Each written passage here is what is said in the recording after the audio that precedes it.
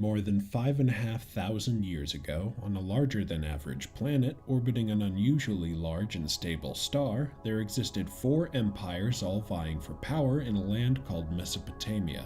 Civilizations like these were just beginning to gain lasting power over their world, while others fell and left no trace. But one of these empires developed something that would change not only the planet forever, but how all future humans would communicate for all time: the written word. Their speeches and thoughts could now be etched into stone, something that lasted far longer than the minds that envisioned them. Now people wouldn't need to cross entire continents to speak with one another. Their more portable and less mortal tablets carried the thoughts and ideas of humanity to every corner of the civilized world. Today we cast not only our words, but our music, videos, and compressed computational data all across the cosmos using the light-speed stone tablets of radio waves. Our written words can not only reach someone on the other side of the planet in less time than it takes to blink, but washes over alien star systems in a sphere over 100 light-years across. Written language was the first of our belligerent attempts to cheat death and time, saving our observations and discoveries about our existence and place in the universe for all future humans to ponder over. But it also was an inevitability, and played a massive role in how well we could coordinate, cooperate, and create better worlds for our descendants. Intelligence needed a way to save what it already knew and let others build upon old information, instead of spending their lives relearning the same info forever. The written and spoken word is the backbone upon which intelligent creatures build better empires and reach new goals. But as far as we know, humanity is the only species in the known universe to have done so. For the only alien civilization we know of, that being us, language seems to have been an absolute necessity to our further development of technology and agriculture, to the point of what we enjoy today. So we believe that any other intelligence will need to create their own languages and methods of inscription in order to do the same. But what could these languages look like? What mediums could they use that would work under known science? What do we need to be looking or listening for? Welcome back to Serious Science, and these are what alien messages may sound like.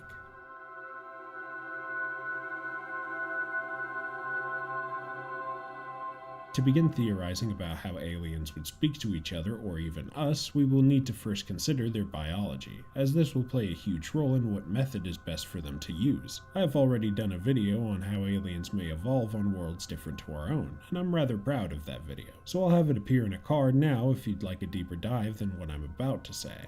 The main contributor to how we invented our languages are our senses. Senses needed to take in various different kinds of information about not only one another but the world around us. Senses are incredibly important to basic life as well, as in order to survive an attack or find food, you will need to take in information about your surroundings in some fashion.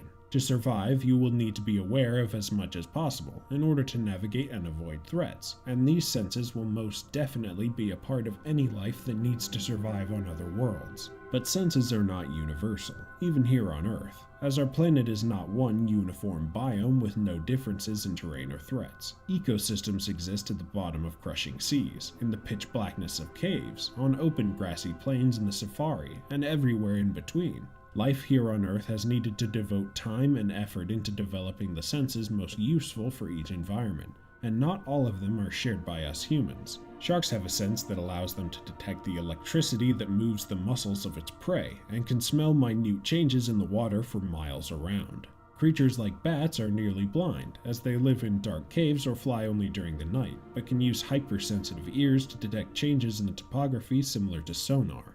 There are crustaceans that can see colors and wavelengths unimaginable to us humans, and elephants possess the strongest sense of smell on planet Earth. While us humans have many senses, with others more sensitive than the rest, animal life can adapt to whatever environment they can find food in, and will slowly change their senses to better thrive. But when we leave Earth and look at other worlds, we see even more extreme environments than anything found here on our warm and safe rock. Planets orbit stars with vastly more or less light than our own.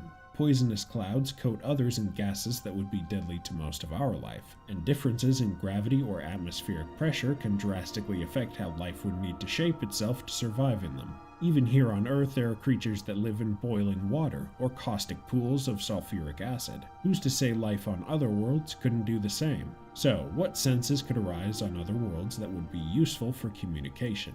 Here on Earth, we are blessed with a thick, insulating, and oxygen-rich atmosphere. one that carries sound waves extremely well. This is important to consider, as the fastest method of communication will more often rise to the top as life evolves. The speed of information through a medium is called its bandwidth, and higher bandwidth methods will be more desirable for life to use even if the communications being sent through it are feral in nature. Take scent, for instance. Creatures here on Earth will often use scent as a communication, but it is rarely the main form that they use. Scents travel only as fast as the wind that carries them, a wind that will travel far slower than the speed of sound.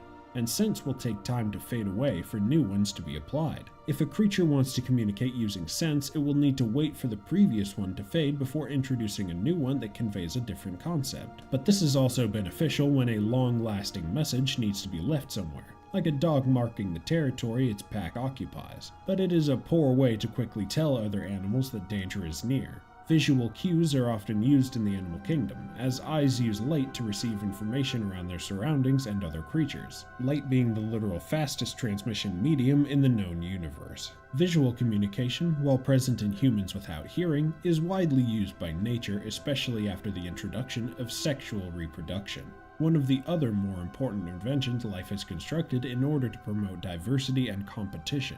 A self-replicating microbe that is constantly cloning itself only ever sees an introduction of genetic diversity whenever that organism is mutated by the environment or solar radiation. Genetic diversity is incredibly important if you want to keep your species alive in a changing and unpredictable world, even though that genetic mutation may one day create something unrecognizable to the original.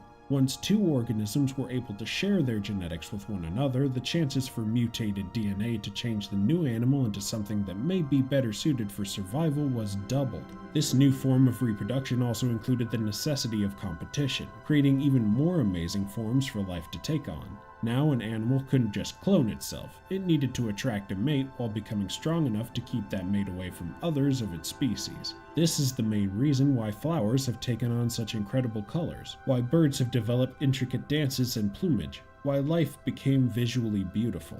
The best looking partner will more often than not be the best candidate for creating more successful generation that will carry your species into the far future, yet another form of genetic immortality.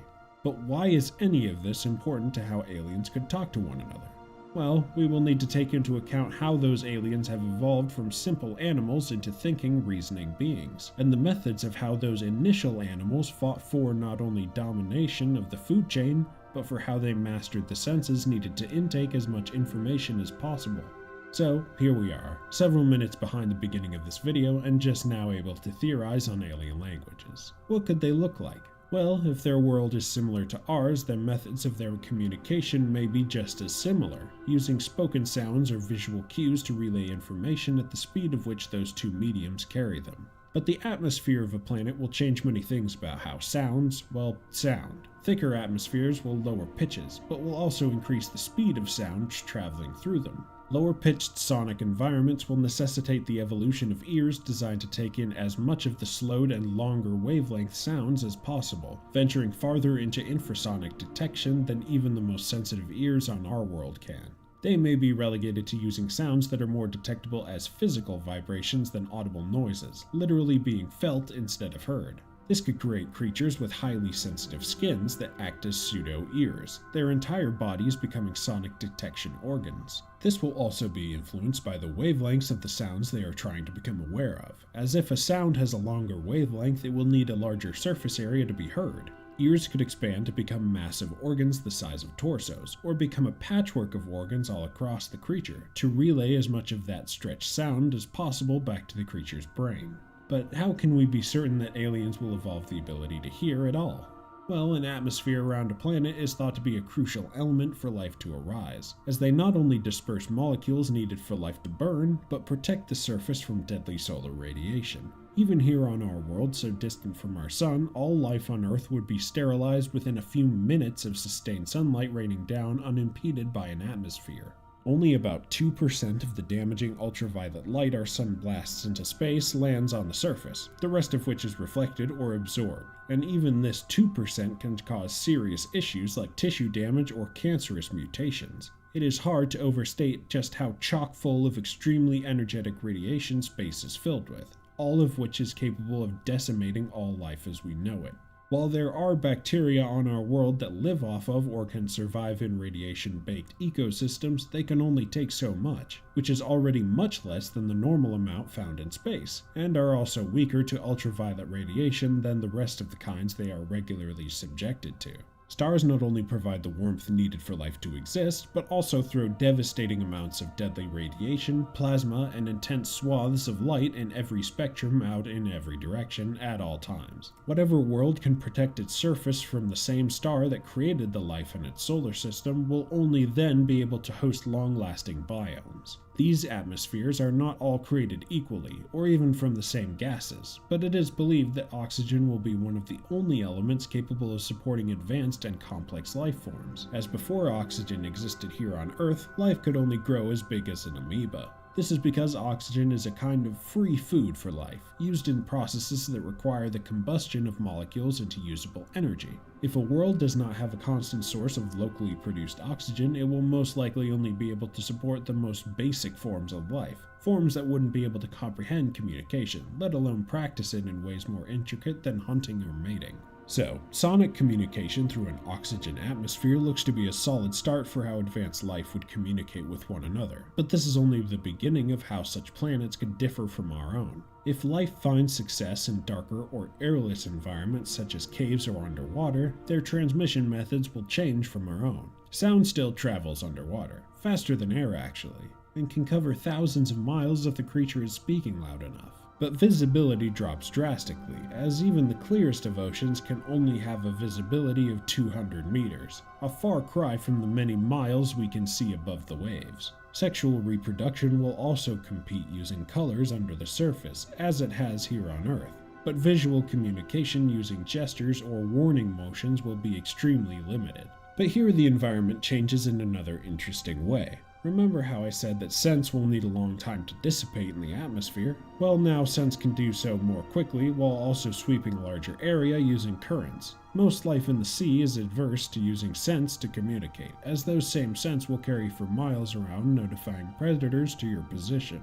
But if an animal had reached the top of its food chain through the use of a large and inventive brain, they may use these scents to attract those same predators for attacks or call out to others in the vicinity for coordination. While underwater civilizations are thought to be extremely unlikely due to the use of fire being an impossibility in forging new technologies and metallic tools, stranger things have happened here on Earth, and we may just be proven wrong upon finding such an aquatic intelligence. On planets devoid of light, due to a thick atmosphere or dimmer and more distant star, communication will have just lost its fastest method, and another one will need to be used. Again, sonic ones seem the best outcome, but if a creature has already invested millions of years into perfecting another type of sensory organ, it may override the best available method and become better in its sensitivity.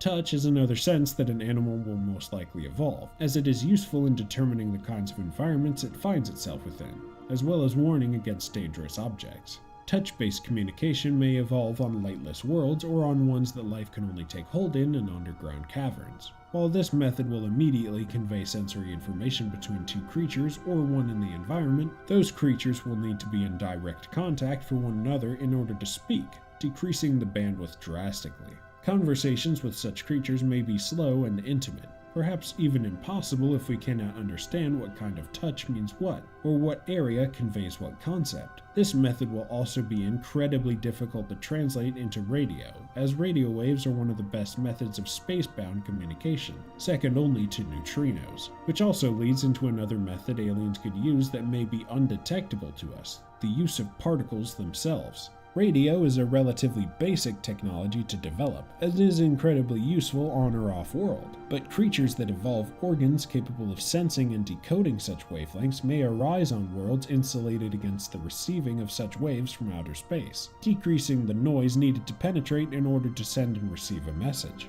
They may even evolve the ability to detect neutrinos if their biology consisted of dense metals. Neutrinos are currently thought to be how advanced alien life communicates with one another, as space is filled with gas and dust that blocks or shifts radio waves. Neutrinos, on the other hand, can pass through a light year of lead without slowing or changing direction, making them perfect for long-distance interstellar communication. Scientists here on Earth have already developed experiments that show such methods of transmission are possible, as they had sent a basic code through hundreds of meters of solid rock, receiving a crystal clear message on the other side. While neutrino detection is still difficult with known material science here on Earth, alien life may find plentiful materials or alloys present on their world that are slowly introduced into their biology, making the detection of such particles possible.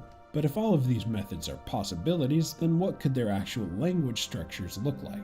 Well, the existence of language is a practice in abstraction, another thing an advanced alien species will need to comprehend. A word or action must correlate to an object, even if that object is not present during the conversation. I can point up to the sun, and you would probably recognize that I am conveying the message of star to you. This seems pretty simple to us, but is an extremely important step in the evolution of intelligent life, as abstraction is needed to convey information about occurrences and objects outside of what can be sensed at the time of conveying. The structure of any language is based on abstractions of common and uncommon ideas in order to cover as much of what we want to talk about as possible. As if a language is diverse in one area but lacking in the conveying of ideas in another, it will not last long once those more unused concepts become commonplace. There are already examples of such alien languages on our world. Aboriginal languages spoken by tribes in Australia have no concept for numbers higher than 5, or for the cardinal directions in the environment, but convey syntactic coherence faster than most other languages. The lessening of one sensor aspect is most often followed by a strengthening of another, and with just how many diverse language structures exist here on our own planet, alien translators will have a lot on their plate to dissect and decode. If an alien points to something, it may become frustrated with our constant naming of that object, as it may be requesting to be given that object or to remove it. The meaning of actions and words often changes within our already long-established languages, as such diversification of a language you have not been introduced to may prove highly difficult or even impossible. Establishing the meaning behind these actions or words will be the first priority in decoding them, as language is by definition the conveying of such concepts between two organisms. But even if we knew what kinds of words or sounds meant what, we would still have difficulties understanding what a string of these words meant, as we use subtle intonations or pitch changes to convey more than words alone can. This becomes even more difficult if an alien is also using another method in conjunction with speech to convey meaning, like changing the infrared heat patterns on its body to convey mood, or touching your appendages to change the meaning of a word into something else. With just how incredibly complex our linguistic methods are, we will be given a hard task to decode languages completely alien to our own, one that will take many minds working together, and a lot of time and sustained contact with as much diversity of conveyed topics as possible. This isn't to say that it will be impossible, just very difficult. Humans regularly achieve extremely difficult things when working together, and such a task will require all we have. But one day we may be able to not only understand them, but translate their actions and words in real time using machines or interpreters. So, the next time a little green man starts tugging at your arm while whistling through different gas bladders, it may just be saying hello instead of attacking you, and such misunderstandings will be incredibly common as we begin to decode the many languages life creates for itself. I hope you all enjoyed, and thank you very much for watching.